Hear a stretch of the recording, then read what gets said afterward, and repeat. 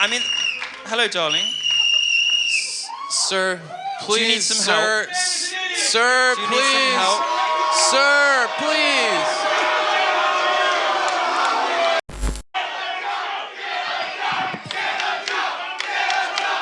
We good. What you got to say?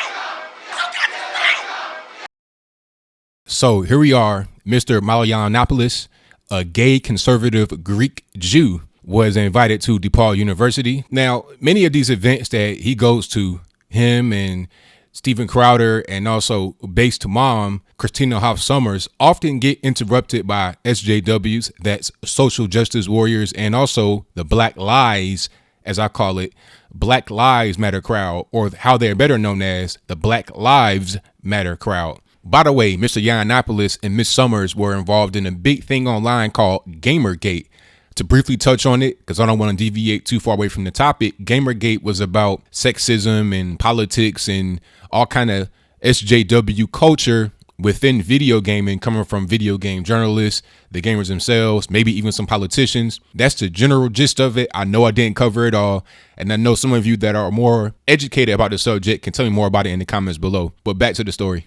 Now, this time they're having an event. It's peaceful. Everything's going good. And then you have Black Lives Matter protesters storm the stage and try to interrupt him when he's speaking. You had the one black male who eventually started pacing back and forth on the stage, trying to obfuscate the view of Mr. Yiannopolous and the interviewer. Before he was doing that, he was blowing the whistle to try and drown out Mr. Yiannopolous. And then you had a young lady who was dancing on stage. Now, if you don't know what she was doing, if you don't know what that dance was that she's doing, and I may place that right before you on the screen so you can see what it was, I'm pretty sure that she was dabbing. I'm black, but I'm not necessarily connected to the hive mind of the black community as it relates to these little dances and whatnot that many of us do. I'm pretty sure that I've seen Cam Newton do this little arms up kind of flexing thing at the end of his dance after a touchdown when he does the dab. Now, I know you know what the dab is. I know you've seen it. I've seen Bill Gates do it. I've seen a lot of people randomly just do it, but I digress from that. The whole point is they got on stage and they acted a fool. And this is not the first time this has happened. This has happened in many other places. I'm sure you've seen the infamous Truggly Puff by now. That was another event that Mr. Yiannopolous was at, along with the aforementioned Steven Crowder from Louder with Crowder and Miss Christina Hoff Sommers. And the college tour that Milo was on is called the Dangerous Faggot Tour. Now, I didn't call him that. I'm not calling him faggot. That's the name of his tour that he himself, a gay conservative Greek Jew, named it. All right. So let's just get that out the way. When you see clips and you see dangerous faggot, that's not something that somebody put there to be derogatory towards him. That is his tour that he named. And to back up a little bit, Christina Hoff Sommers is a feminist, but not in the way that many of these SJWs purport themselves to be. She's a feminist in a real way, not a third wave feminist. Many of these feminists today on college campuses are nothing more than overblown Tumblr abusers, SJWs, people that want to do different things. I saw this trend on Twitter where it was called free bleeding. You had women literally not using any kind of tampon, pad, liner, whatever, to protect themselves during menstruation. So they just bled all over themselves through their clothing, ruined their clothes. Just ridiculous and disgusting, actually, because that's not hygienic to just do that, right? If you're not going to wear any kind of protection during that time of the month, at least wear a dress. Don't come wearing jeans and then show it off like you're really doing something. And they also were like urinating on themselves, just nasty. And matter of fact, I saw one of the pictures where a woman had like a period blood stain in between her legs in sweatpants. I think Instagram had removed it. And then there was this whole big thing trying to get at Instagram for doing that. It's like, come on, man, you can't do disgusting things like that and expect everyone to have your back, right? Maybe some people and some companies understand that disgusting pictures do not belong on social media, right? Nobody wants to see your bleeding parts on their phone. Nobody wants to see that. And it's really no more than just a desperate grab for attention.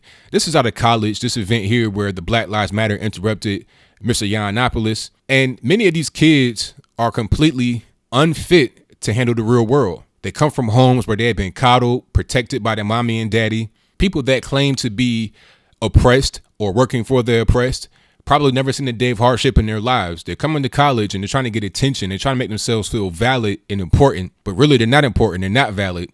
And then once reality strikes, when they go out there in the real world and they can't find a job and they find themselves at 27 years old working at Starbucks with no other form of income, living with their mommy and daddy still, not being able to move forward with life, then they're going to look back on college and say, what did I do? They're going to look back on their childhood and say, what did my parents do? My parents did not prepare me for the real world. They're going to say, I did not take my own life into my own hands.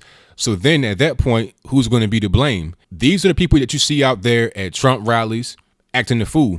They are not Trump supporters. They are people that want to fight against what Trump stands for, or what they think that he stands for.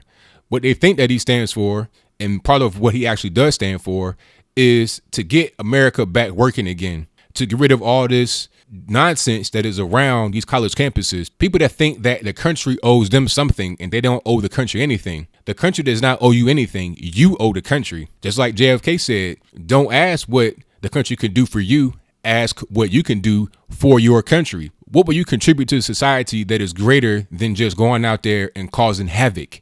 Nobody wants a society that is in chaos. We don't want a civil war between the people that don't do anything to help and people that are actually working. We should not waste any time from our jobs, from the way that we help contribute to society at large, to come fight you who do nothing but just cry and moan and complain to try and get more and more resources, to try and get blood from a stone, because you can't contribute in a way that makes any sense. You have no skills in many different ways. You don't have social skills. You don't have physical skills. You don't have any kind of skills to help you in society. So therefore, all you want to do is cultivate the ability to be a grievance monger and make you live in that way. But at a certain point, this will come to an end, especially when it becomes old. Right now, it's a fad. It's a trend. Everybody wants to do it.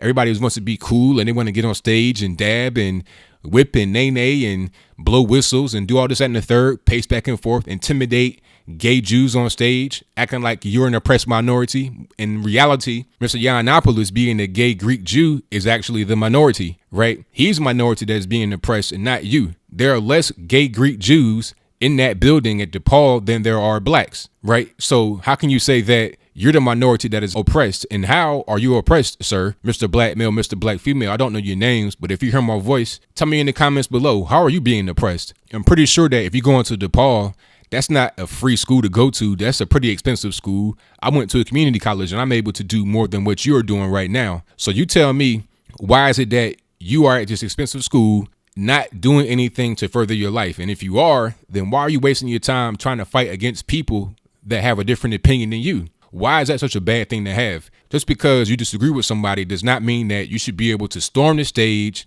interrupt, grab the mic, threaten to punch people. And it does nothing but make you the representation of what many racists that don't like black people hate about black folks. Acting the fool, not using your brain, lack of critical thinking, displaying characteristics of someone that has low IQ, that can't really understand what's going on. Therefore, they can't really interact with it in a way that makes any sense, in a civilized way. You behaving like chimpanzees, and it's making me look bad, because now when a general person sees somebody like me, when they hear somebody like me, they think automatically that I may be like you, that I may be a brainless chimpanzee like you are, but I'm not.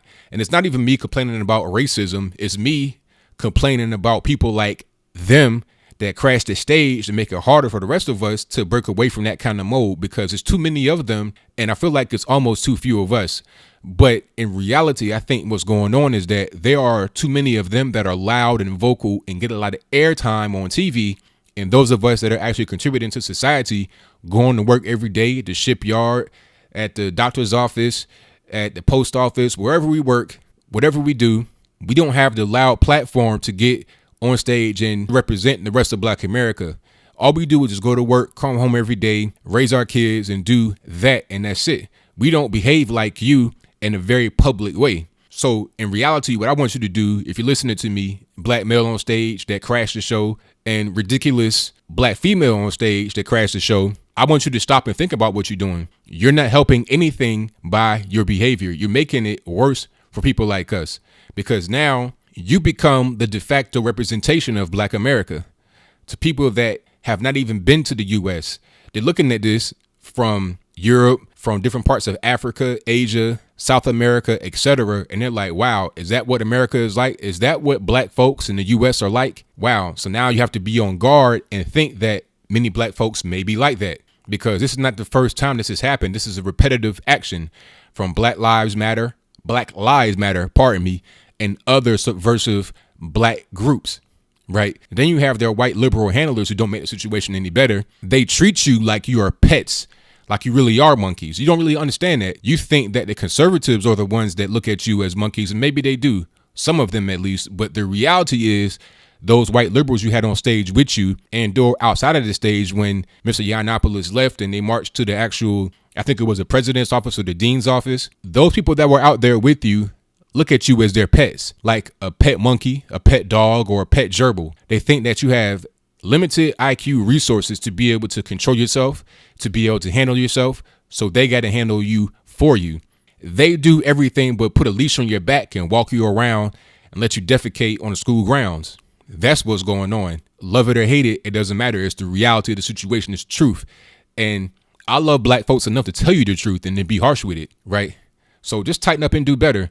And Mr. Yiannopolous, I'm sorry you had to go through that. You know, that's not really, that is not a representation of all black America. It may seem like we have a hive mind and we behave in a way that is kind of uniform and we do things that don't make sense all at once in mass. But that's just those of us that have a large platform and like to kind of get together and do things in mass. But there are many other people out there that want to speak up like me, but they're scared sometimes of the larger masses that want to kind of send Uncle Tom Coon sellout, that want to threaten lives, all this, that, and the third. Or they may not even want to deal with it. It's not a matter of fear. It's a matter of, look, I'm just raising my kids. I'm just doing what I'm supposed to be doing in life. And I don't want to be involved in any kind of political endeavors. And that's fine. I commend them for that. Because at the end of the day, people still have to make the country run. It can't just be politics all the time. So that's why people like me are here. We're here to speak up against those people. And shout out to some black guy on YouTube. That's his actual YouTube account name. I saw his video before I made mine. That's what inspired me to do it. And shout out to Mr. Milo Yiannopolous. You know, the people on stage are ridiculous. The guy was walking back and forth trying to intimidate Milo. And then Milo said something to him. He was like, you know, he called him kind of sexy or something because he is gay. Milo is. And then the guy kind of stopped and bucked up on him. And see what that was, as I close, that kind of encapsulates what is going on with the black community and why so many people in Black Lives Matter like to interrupt people like Milo. He bucked up on him because he was feeling a little bit of insecurity. To me, that signifies someone that has sugar in their tank and does not really want to come out and say what's really going on. They are insecure about themselves. They know something is within themselves that they cannot actually articulate, and they don't want to articulate because it reveals the truth about themselves that they don't want to confront, right? That kind of encapsulates the whole thing with Black Lives Matter. They understand that there is a problem within the community that must be addressed, but they don't want to address it. They want to talk about police brutality, which is low-hanging fruit. It's easy to stand on the corner and shout about low-hanging fruit rather than getting to the core of the problem, which is the destructive culture in the black community. That is the problem. It's a culture of not wanting to gain skills, of being lazy, of always having your hand out, saying, what can you give me? Rather than creating a way for yourself to be able to go out and get something or make something for yourself to produce. We have no culture of production in the black community for the most part. What we have is a culture of trying to get over, trying to hustle, trying to scam, trying to scheme, or doing nothing. And that is the problem that people don't want to address. Just like that guy on stage that kind of bucked up at Milo for kind of hitting on him a little bit because he may be insecure about his own sexuality, is the same way that when you have a conference from a gay conservative, they want to try to block him out because they don't want him to talk about personal responsibility. They don't want him to talk about the crime that's in the black community. They don't want him to talk about that because they know that it's a problem, but they are too much of a coward to actually face it. So that's all I got to say. I mean, so what say you? Have you seen the actual clips? I played a little bit over here, but I'll put the rest in the box below so you can see it in full. You can see the Breitbart article, which is where Milo is kind of like one of the big dogs at. And you can see different sources. You can see some black guy's video that was made before mine, and you can make your own mind up. What do you think about the situation? Do you think that groups like Black Lives Matter go too far, that they don't really do anything to help push forward the black community? They just hold us back like they say the air quotes white man does? Or am I wrong? Am I a coon? Am I Uncle Tom? Am I a sellout? Which, by the way, is white liberals' favorite word for me, and black liberals, but they claim to be the ones that are peaceful, tolerant, and not bigoted. And I'm the bigot for saying that they're wrong. Anyway, whatever your comments are, positive or negative, let me know in the comments below. And that's all I got to say for this video. If you like what you heard, please comment, rate, share, and subscribe.